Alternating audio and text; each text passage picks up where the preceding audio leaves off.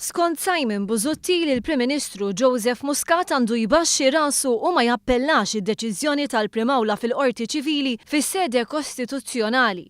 Għall-Partit Nazzjonalista hemm triq waħda għall-Gvern u għall-Prim Ministru. Jaċċetta id-deċiżjoni tal-qorti u ma jappellax.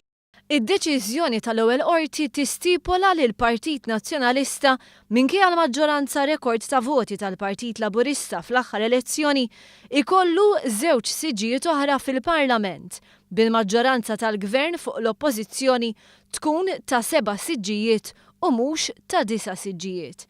Għal Simon Busuttil il-Gvern għandu jagħti eżempju billi jbaxxi rasu. Jagħti eżempju jgħid mela ħanbaxxi rasi.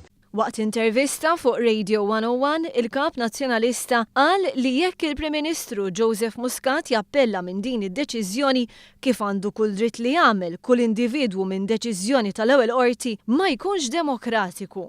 Jien naħseb dan huwa insult għad-demokrazija, insult għall-poplu Malti. Ar minn hekk Simon Busuttil prova jagħti x'jifhem li l-Gvern kellu x'jaqsam b'xi mod mad-dewmien biex tinqata' l-kawża. U bdiġà ħadu sentejn minn 5 snin. Waqt l-istess intervista Simon Busuttil tkellem dwar il-mozzjoni preżentata mill-Oppożizzjoni fuq il-fuel. Minkejja li l-prezz tal-petrol f'din il-leġislatura diġà raħas 7 darbiet u l-prezz tad-diesel raħas 5 darbiet bl-aħħar roħsi seħħ ftit tal-jemilu, Simon Busuttil qal li din il-mozzjoni se tiġi diskussa biex jorħsu l-prezzijiet tal-fuel. Biex ninsistu mal-Gvern li l-prezz tal-petrol u d-diesel jitnaqqas.